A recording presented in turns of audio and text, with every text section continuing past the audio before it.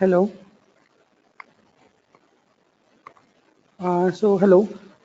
Welcome everyone to the IBPSA webinar series 2 and session 4, a new approach to performance-based building design exploration using linear inverse modeling.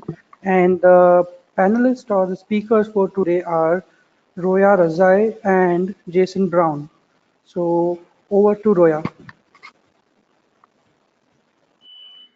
Well, if you'd like, I'd like to introduce Roya just briefly. Dr. Rezaee came to Georgia Tech as a graduate student interested in energy performance-based design in early stages, or stages where there's a lot of uncertainty about what the building's going to be. Maybe not a blank sheet of paper, but one with a rough outline, constraints on site, building function and program, and also an idea of what the performance objectives are. And since the building is designed, there's not enough information to really run an energy model to see if its performance is what we want to achieve. So though we don't know what the building is, we do have some information that can guide the design. And so the question that Dr. Rezaee sought to tackle is not, does this design satisfy the objectives, but what designs satisfy the objectives? How can the feasible portions of the design space be found and illuminated, and how can that space be navigated, allowing for designers themselves to make guided choices constrained by the objectives, boundary conditions, program, and physics. So as Dr. Rezaee did this work for her thesis, I'm going to go ahead and pass the baton on to her. Go ahead. Oh, sure. Hello, everyone. Thank you very much, Jason, for the introduction. I'm Roya, co-directing Energy Lab at Perkins+Will, and I'm a PhD graduate from High Performance Building Program at Georgia Tech, as mentioned, Jason mentioned. It is my pleasure to offer this webinar, which is part of my dissertation. And it's following the previous few webinars and discussion about the users and the role of users in building performance simulation. So this study is going to introduce a new performance-based approach that help users and designers make informed decisions regarding energy, and it's based on linear inverse modeling. In this webinar, I'll start from overviewing the performance-based design to investigate the context of use and users of BPS tool at the earliest stage. So I will highlight two fundamental characteristics of performance-based design that is required to consider for a successful approach. One is that design is an iterative process of the divergent and convergent phase. And another thing is that there are high level of uncertainties and unknowns at the design, in particular earlier stage of design, and why we need to account them in decision making. Then I summarize the requirement and for an effective approach and propose an inverse approach that that is inverse to the conventional forward modeling. I will review the approach, the inverse approach in 4 different steps. Then by having 2 case studies, I demonstrate the application of the method in real buildings, and we'll finish with discussion and conclusion. I should mention here that up to these case studies, while I'm talking about the design requirements and introduction to methodology, it's going to be mostly in a conceptual and abstract way with some graphics, and then I start with the real data and the concrete discussion during the case study. When we are talking about the performance-based design, we are referring to 2 completely different paradigms. One is energy analysis, and another is the building design. Energy analysis is commonly viewed in problem-solving domain or discipline, while building design is usually viewed in the decision-making discipline. While the problem solving has a single solution for a set of input, decision making might have multi possible solutions for input. The answer to a problem is right or wrong, but a decision in decision making is good and bad, or bad, depends on the available choice, the confidence of the decision maker, or the preference over their belief. And the problem solving occurs in a single forward process, but a design decision, is an iterative process of back and forth, and usually and gradually actually evolve. And of course, there are many more differences between the two disciplines. But the challenge arises when we are integrating both disciplines in an integrated performance-based approach. And the question is how we can find a suitable approach that not only do and evaluate the energy assessment, but also incorporates well into the iterative back and forth design process and can provide multiple yet valid solutions. In this particular study and for performance-based design, we are focusing on the earliest stage of design. And I think you all should be familiar with this McNamee curve that shows the importance of making decision at the earliest stage. As you know, as the design proceeds, the cost of the design increase, the ability to impact the design would decrease, and that's why we try to make the decision at the earlier stages due to all subsequent influence of the subsequent phases in regards to quality, cost, performance, and so on. So that's why here I will review the main activities that is happening in this stage, the earliest stage of design, to find out what are the characteristics that we need to consider for performance-based approach. Building design at this stage is defined as an iterative search process in which designers gather, generate, represent the information, transfer the knowledge, manipulate, communicate, all those information related to different domain of the concept. All of these activities can be categorized in two phases of divergent and convergent phase. But let's see what I mean by divergent and convergent. The divergent step consists of generating concept alternative, and the convergent step relates to the evaluation and selection of the best concept among all of the alternative. In other words, the goal of the divergent step is to develop promising concept that increase the probability of producing better artifact or better building. So it means it requires generating a wide range of concepts and making sure that the valuable ones are not disregarded or left out. And for the convergent phase, we need to make sure that we have a valid means or tools for assessment and an informative and effective method for selection among different alternatives. Sorry.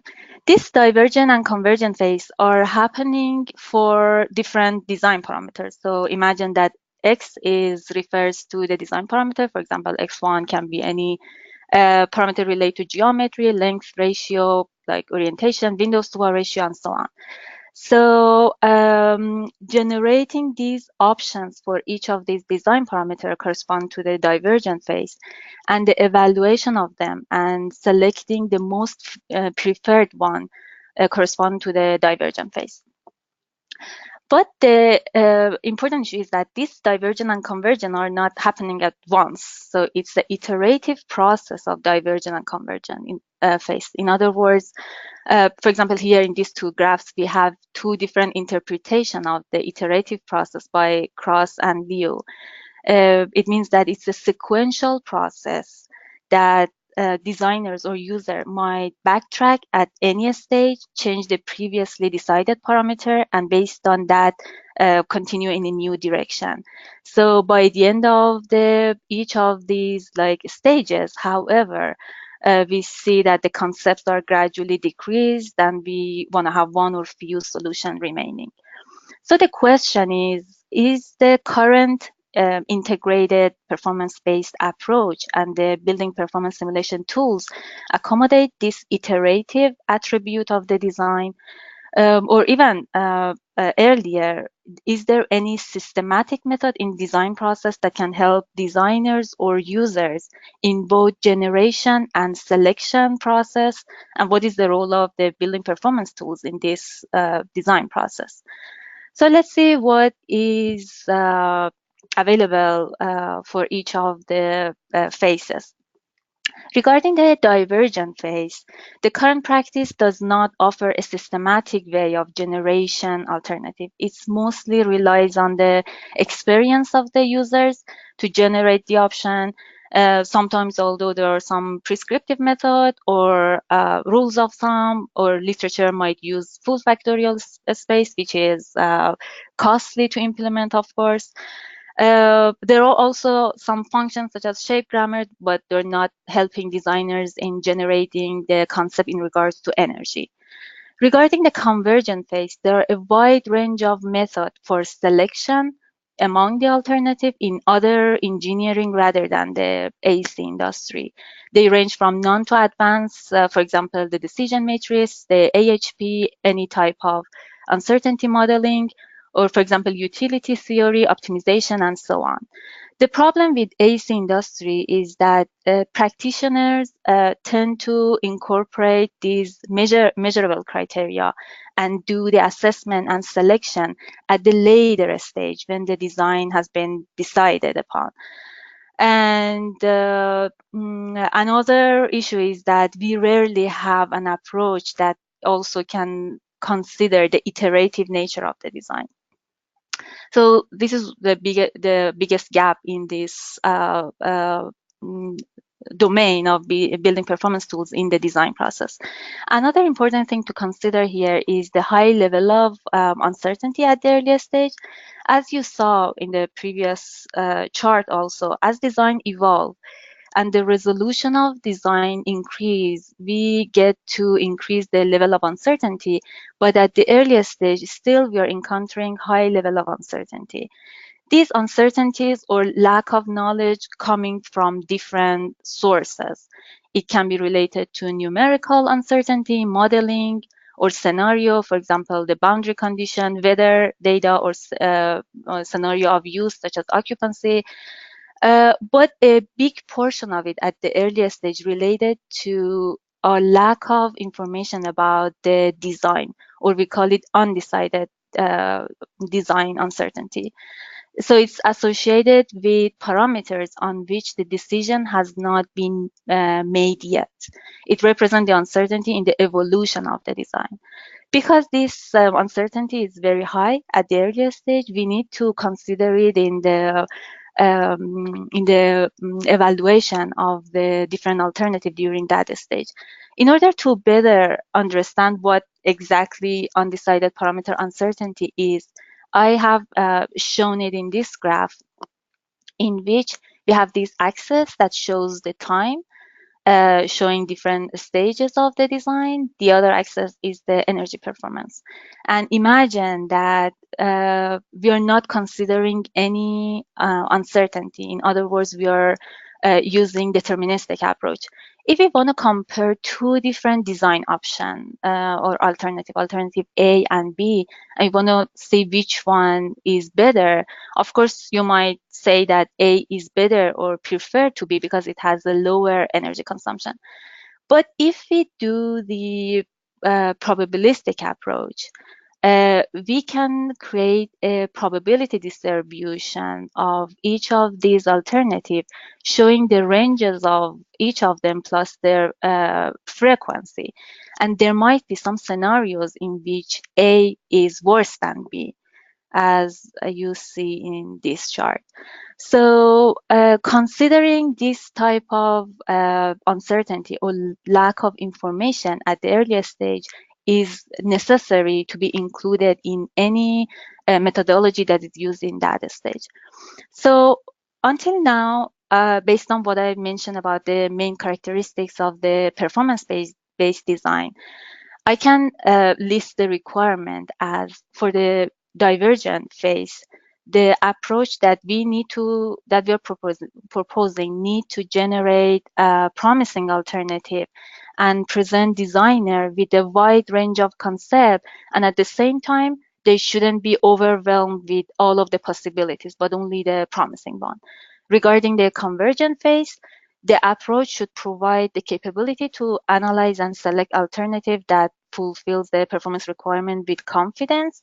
Regarding the iterative nature of design, the approach should facilitate the exploration and refinement of the design in an iterative way, and also should provide a trade-off study. And regarding the uncertainty, the approach should enable analysis of uncertainty and unknowns and their influence in the design decision making. So based on all of these requirements, this study proposed a new performance-based approach that consider both divergent and convergent phase and generate plausible range for design parameter given the energy target. This approach is helping designer in iterative process and update the information whenever a new decision is made. Such an approach that we're proposing here is based on linear inverse modeling. In order to better see what inverse modeling is and what we mean by linear one, linear inverse is, or I should say inverse modeling first is inverse to the conventional forward modeling. So imagine that we have Y shows the energy performance as a function of the building parameters X. The X or design or building parameter can be categorized into two categories of design parameter and scenario. Design parameter are the parameters that are under control of the users, such as geometry, material, windows to wall ratio, and so on. And the scenario parameters are parameters that are not under control of designers, such as weather condition, occupancy, and scenario of use. So in a forward approach is using the function f to find y or energy performance given the design parameter. And the inverse approach is by assuming that we know the performance objective or y, we are trying to calculate and estimate the values of the design parameter. To compare the proposed approach with the current approaches in literature and practice, I have 3 graphs to compare.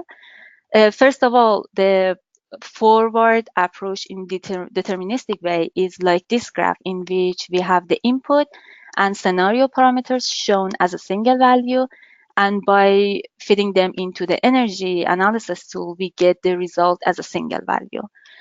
Having the forward approach but in a probabilistic way is like having the probability distribution of each of the design or scenario parameter, and then by using the energy analysis tool plus some statistical tool, we come up with the probability distribution of the energy performance.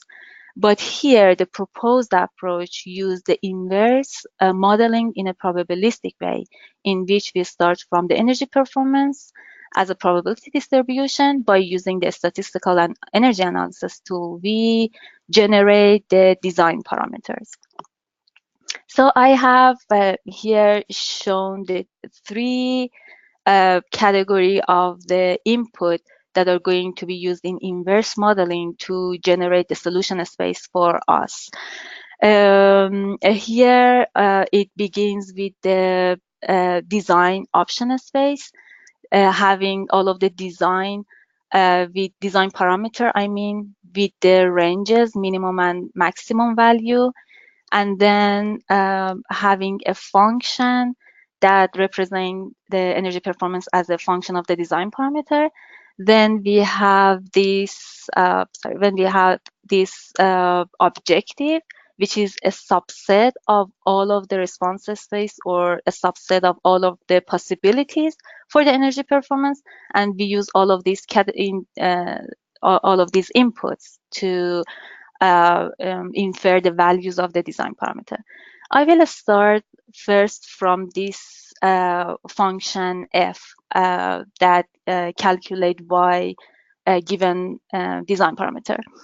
Although it is the role of the building performance simulation tool to provide this relationship and calculate y for design parameter, but it's going to be computationally very expensive to use the physics-based model here in this inverse algorithm.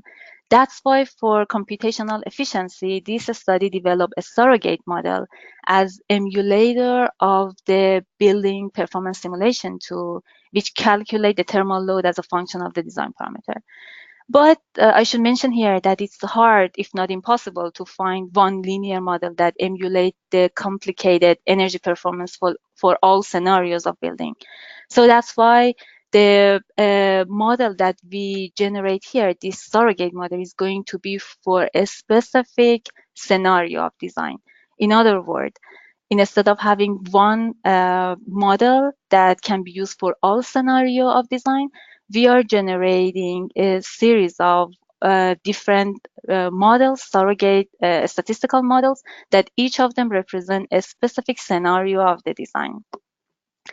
And then these surrogate models are going to be linear regression models, because the whole approach that we are using is based on linear inverse modeling, and the main assumption is that this model is in linear format.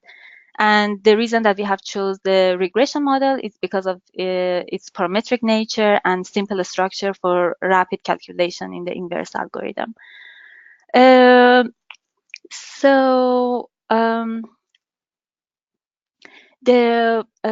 we identify the surrogate model, the next step is to define these ranges. As I said, for each of the design parameters, we're going to define the mean and max value that are going to be used in the project based on the project requirement and constraint. So, for example, if we have some of the parameters, such as orientation, that we know that it's going to be fixed in a project, we cannot change it. We are using a single value for that because it is deterministic. But if, for example, for Windows to bar ratio, we have flexibility to choose between two different variables, we define them as a range here. So after we identify the regression model, we define the initial value of the parameters. Then the next step is to identify the objective. The objective can be expressed as the desires of the users to have thermal demand equal or less than B. I forgot to mention that here, when we are talking about energy performance, I'm referring to the annual thermal demand, which is the sum of the heating and cooling load. So we can have defined this B as, for example, maybe users want to have the energy or thermal performance to be less than 100 kilowatt hour per square meter per year. So that 100 kilowatt hour per square meter is going to show the B. And then we are going to use any value between the minimum possible value for that range and maximum B within the inverse algorithm. And then finally, when we have all of these input, the calculation of the inverse or linear inverse modeling is going to happen in R. We are using an algorithm proposed by Van den Meersch, who used the matrix equation to solve these two equations, the inequality equation and equality equation. The inequality equation refers to this one, that we want to make sure that the values of each of the design parameters is not less than or more than some specific value. And the equality equation tries to find excess or the design parameter vector within the matrix that result in B, or this vector of the result, by minimizing this error. And because the inverse model in this application is mathematically underdetermined, there is more than one possible for this X, and that's why we are using likelihood approach to generate a large set of possible solution by adequately sampling from both the design space and the objective. And the approach that we are using is it's a package in R called LIMSOLVE that solve the linear inverse modeling, and this sampling is based on Markov chain Monte Carlo. And then one more thing that I need to mention here is that, let me go back. This inverse approach is not happening once. As I said, because the design is an iterative process of decision making, designers or users should be able to use this approach in an iterative way. In other words, at the beginning that the design option space are shown in this, like all of the possibilities in uniform distribution. After we use this one in an inverse modeling by having the objective, then we get the first solution space. Based on the solution space, designers would choose any of the parameters, send it back to the inverse algorithm, and then the algorithm show them the updated solution space based on the decision that has been made earlier.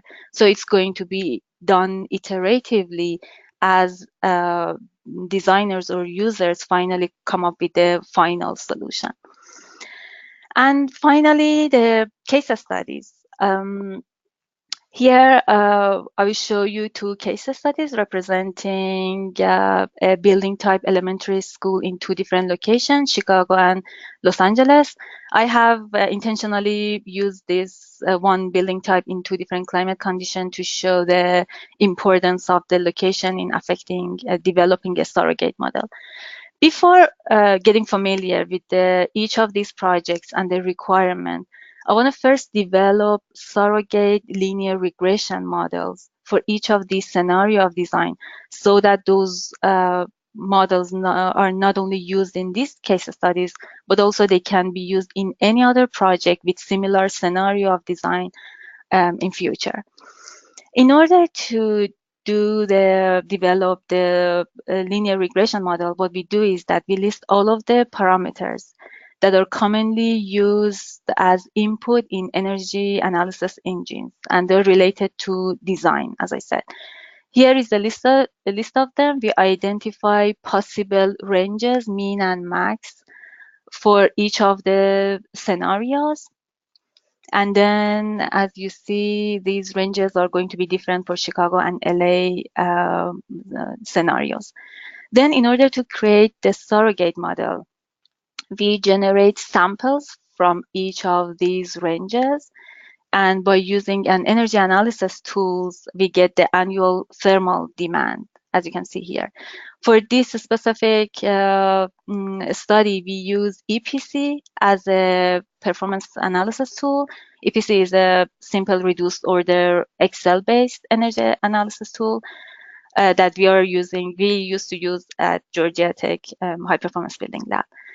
And all of this has happened in Model Center. So after I get all of the data of X and Y's, all of the design parameter and energy performance, then I analyze them in a statistical tool, rank design parameters, find the smallest subset that can be fit into a regression model. And finally, I develop a regression model that replicate this energy performance EPC for that specific scenario.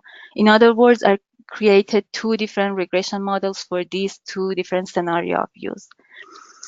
And here you can see the result of the data analysis and regression model that I created for the Chicago case study, for example.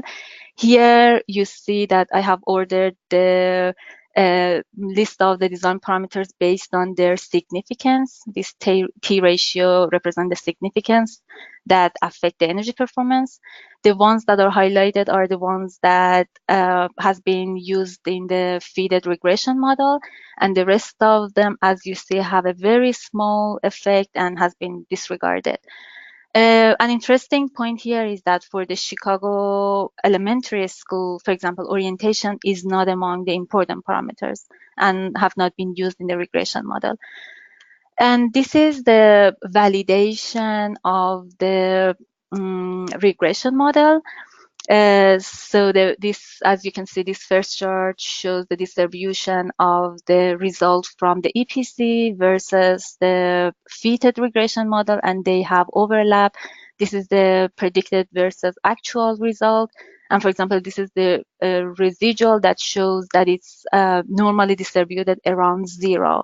So it's one of the indicator that the fitted model is good enough.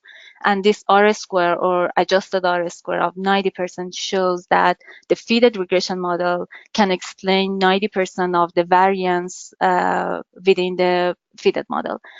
And in general, it shows that the fitted regression model is good and sufficient enough for this type of analysis. And I did similar thing for the elementary school in LA. In this one, the type of the parameters that we have here are different from the Chicago. We have here 17 important parameters. And here an interesting observation is that the roof U value and wall U value are not among the important parameters here. I did similar validation for the regression model, and its R-score of 85% shows the goodness of the fit. So now that we have created a regression model, we want to see what the description of each of the case studies are in order to use the inverse model for making decision. The Chicago elementary case study, first I should say that both case studies are real projects designed by Perkins+Will. For the Chicago case study, it is a relocatable modular classroom with a fixed floor area of 558 square meter and 1 story. The first question design team asked was if they can have higher windows to wall ratio installed in order to provide enough daylighting. Then they wanted to gradually make decision about the rest of the parameters, such as other windows to wall ratio and shading device, or the material or the construction of the facade. In order to define the objective, the client wanted to have energy performance thermal load to be less than 130 kilowatt hour per square meter per year. And it was based on finding the benchmark of the school building in that region and taking a sort of an aggressive approach. Because the client wanted to get to the architecture 2030 challenge. But the reason that here I have shown that 130 in this graph, and the graph is the thermal profile of the elementary school in Chicago, is that because in my dissertation I had a lot of case studies and I wanted to be consistent in all of them. That's why I showed this 10 percentile, 40 percentile, and 70 percentile of the whole distribution, to make sure that to have the same reference in all of the case studies.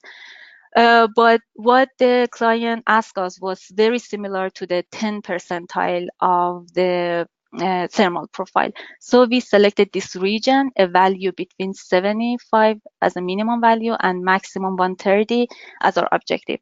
And this is the decision scheme. The decision scheme, at the beginning, we thought that there is no constraint on any of the design value. We just know that our target is to be energy to be less than 130. Then the next step, by knowing that the floor area is 558 and number of floor is 1, what if we have south window to a ratio of 20%, 60%, and 100%? We wanted to compare these three options.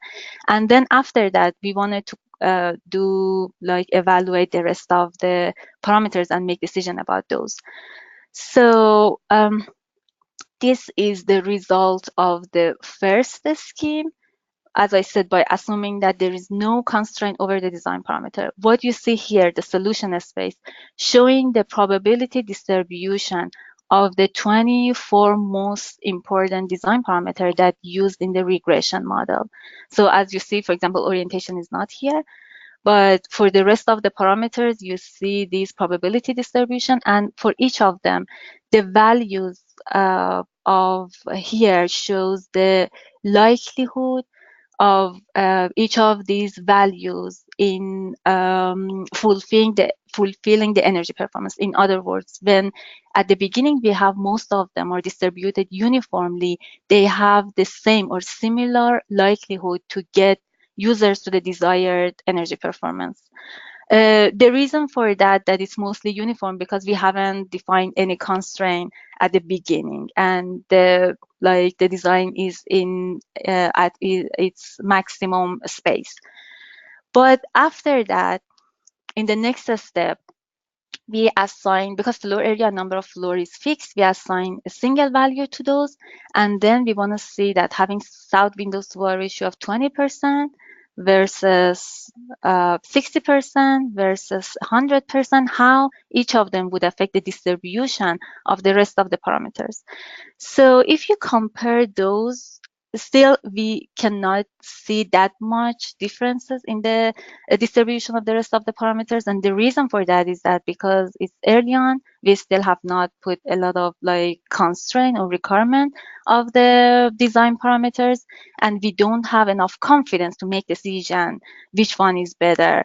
But one of the things that we can observe here is that, for example, if I go to the 20% south windows to wall ratio, the south overhang has a somehow uniform distribution. It means that it doesn't matter what value you choose.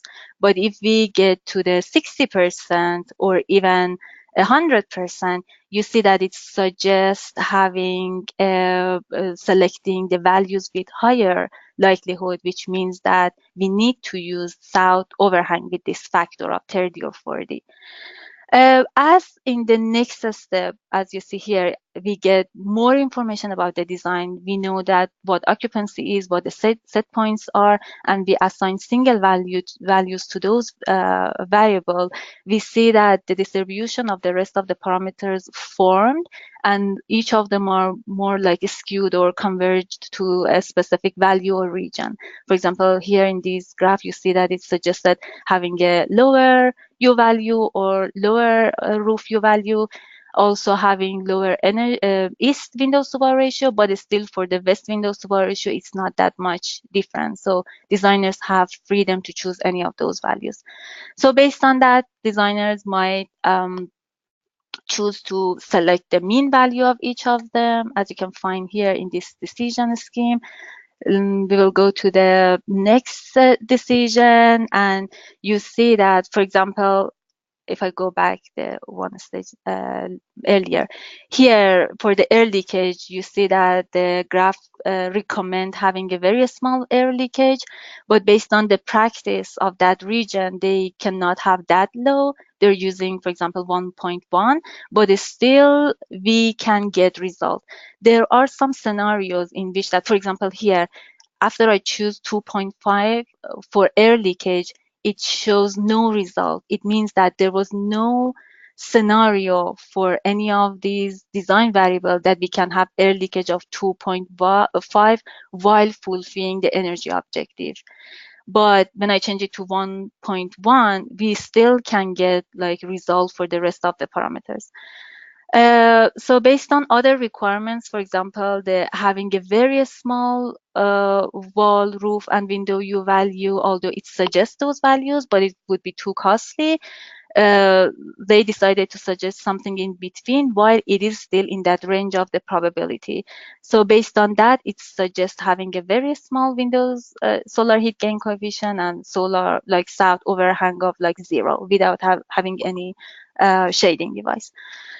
So it's similar for the LA case study. This one is also the design team know that the floor area, the number of floor were fixed. They wanted to make sure what is the aspect ratio or the proportion of the length to the width of the building should be. They know at the beginning that because of the view, they want to have south and north windows to wall ratio to be 70%. They want to see how it affects the rest of the parameter. Here, the objective was to be energy performance to be less than 72 based on this profile of the thermal performance in LA. So this is the result at the beginning without any constraint. It is mostly normally distributed. It cannot guide the designers, but as in the next stage, they assign single values to those parameters, or when they limit the ranges of each of the design parameter, you see that how it affects the distribution about the rest of the parameters. Here, one of the interesting observation was that based on the north-south windows to wall ratio and the rest of the parameters, specifically based on the occupancy, for that small space, it suggests having a very high window U value, which usually we are not expecting to see doing energy assessment. But it was useful enough for designers so that they didn't need to use expensive type of glazing for the windows. And finally, after they made decision about all of the parameters, the early cases still have this distribution. It means that whatever value you choose from these ranges, you still get to see the result within the your required or targeted energy performance. I think I do not have that much time, so I will review the validation very quickly. So for the validation, we might ask, are the solution space or the solution of the proposed inverse problem valid candidate to meet the objective? In other words, based on what Hazelrig defined as a model validity, a model is valid if when used in a specific decision-making situation with a given set of available alternative and decision maker's belief and preference, a decision maker is certain that the preferred choice is the choice that yields to the outcome that is most preferred. In other words, if I want to simplify this, I should say that when we have a set of solution, we need to make sure that our preferred outcome or we have confidence that those solutions will get us to the preferred outcome. So that concept of certainty or confidence is very important here for model validity. So in order to do the validation, what I have done here is that for each of the design solution space that I've got from each of those schemes, I test them, I sample from them, and by using the regular forward modeling and not the inverse modeling, I use the regular energy performance simulation and not the regression model. So I sample from them and I calculate the energy performance and I create the profile of that. So because in all of the scheme, my objective was the same, I should see that by any of the decision that I made and any of the solution space that I've got, this probability of being in that objective energy performance is higher. In other words, at the very last stage, by the final solution space, we have enough confidence that it is mostly 100% or with a high probabilities achieving my energy performance. So I did this for both Chicago and LA case study. For the Chicago, for the solution space, which was, I think, 8 of them, I sampled from them. I calculate the energy performance using the EPC, and these are the list of the mean and max. And you see that all of them, starting from here to the last one here, I have this 10 percentile that was our objective. So I'm calculating this area, this small area, these areas that are within my target energy performance. So as you see and follow this chart, you see that it gradually, I have more confidence. In other words, I have defined that confidence as a fulfillment percentage. So while at the first step, I had only 10% fulfillment percentage, at the last ones, it just increased. And in the last schemes or solution space, I have 100% confidence that my solution is within the ranges that I have defined earlier. So I did similar thing for LA elementary school, and these are the results starting from the very first one with a very small percentage to the last ones with 100% that I achieve my energy performance objective.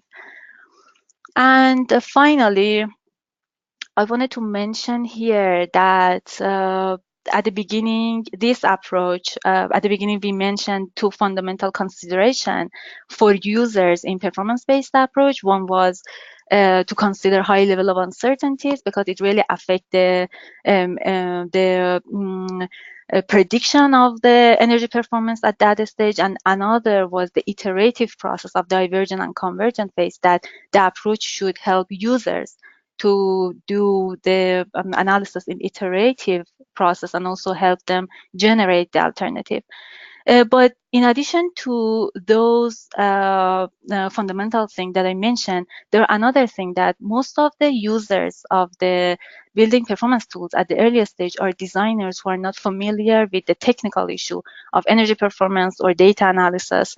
That's why, although the goal of this study was not on the implementation of this approach, but assume that we are going to implement it, I just want to say that this type of approach doesn't need the technical knowledge for designers or for users to use the method. In other words, after the expert develop a library of different type of regression model, each of them representing one of the scenarios of building, the only thing that users or designers need to do is that to define or identify the building type and location.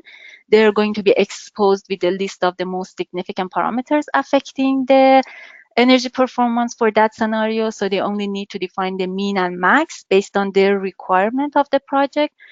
And then they need to identify what energy target they want to achieve. And all of these are going to be used in inverse algorithm to produce the solution space. So as a conclusion, I just introduced approach that is can help designers in a stepwise supporting the decision. It shows the significant parameters for the users. It provides the concept of like the confidence by assuming that we have a lot of undecided parameter uncertainty at that stage. It helps in the iterative process of decision making. It can provide multiple solutions. And also it helps designers to identify the energy objective subjectively based on the project's requirement, client, and so on. And there are also going to be future work developing linear regression model for other building type in other climate condition, feasibility of using linear regression model for other performance rather than thermal demand, the application of it in multi-objective decision making, and also we're planning to include other type of uncertainties within the algorithm to see how it would affect the regression models and also the final results. And thank you very much for your attention. Sorry, I think I went over the time. If there is time for question, I would be more than happy to answer. Thank you. Hey, hi, Roya. Can you hear me well? Sure. Yeah. Okay. So I think we have one question so far from Victor, and I also request the audience if they have any other question, probably they can use question pane and send it to me. I will moderate it and will ask Roya and Jason to respond. We have a question from Victor. Victor, do you mind if I unmute you so that you can ask question on your own, or do you want me to ask?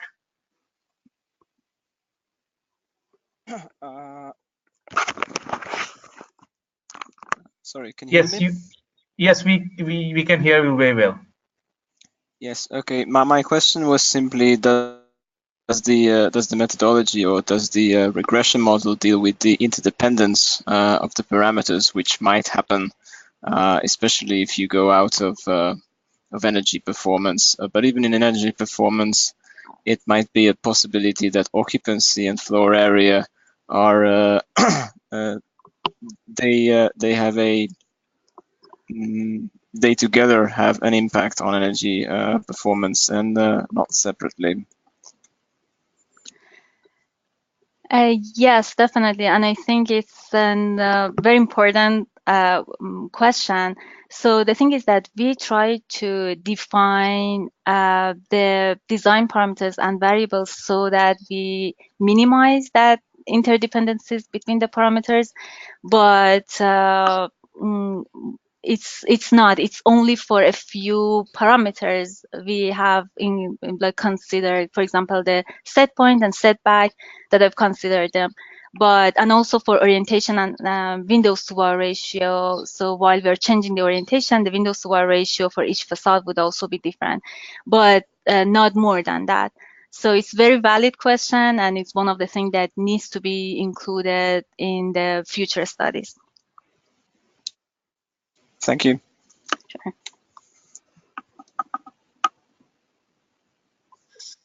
Hi. So we have another question from Nathaniel Johns, and Nathaniel is asking that model only ask for a minimum and maximum value for each range. Does it take into account that one value might be more likely than another? And who would assign these likelihoods? Sorry, can you say it again? Are you talking about, like, I don't know, what is the question related to? Is it related to the linear model when we are doing for a specific project, or is it related to when we are developing the regression model? So I think let me unmute Nathaniel. Nathaniel, Yeah. even if you don't have a microphone, it's fine. Let's try to. Yeah, can you hear me? Yeah, we can hear you well. Okay. Yeah, so for instance, a variable like window to wall ratio, it looks like the design parameter just has a constant probability for the range from low to high. Yes, you're right. So this is one of the, I should say, this is one of the requirements for the methodology. So if I go to here, oh, sorry, earlier, the methodology, the linear inverse modeling that we are using in the form of this matrix is, although I can define my objective as not as a uniform distribution, but I didn't have flexibility to define my initial value in other form of distribution rather than uniform. In other words, in this methodology that we are using, it only takes the initial value as a uniform. It means that we have a similar weight for each of the value within this range. Okay, thanks. But another thing, but the thing is that we can limit that based on the requirement of the project. We can limit that.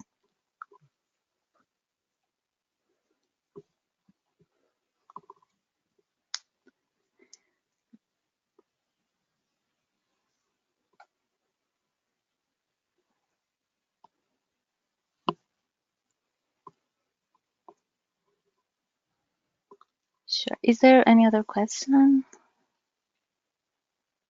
Rajan? No.